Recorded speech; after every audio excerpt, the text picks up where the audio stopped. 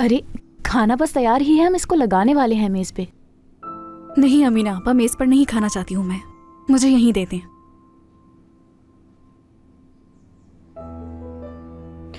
ठीक है तुबा साहिबा, अगर आप ऐसा चाहती है तो जरूर।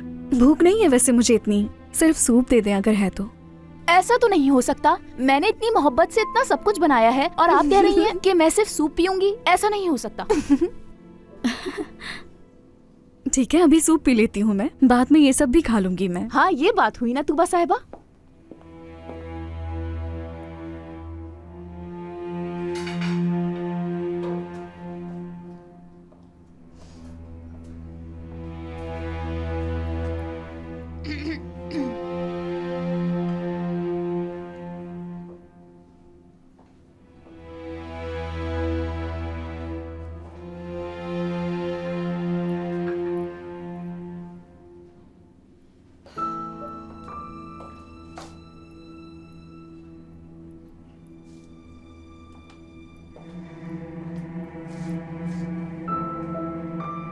क्या है ये सब कुछ?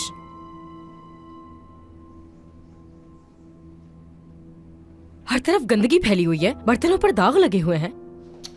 हद होती है। खाने की मेज पर बर्तनों को धोकर लाना, समझ गई ना?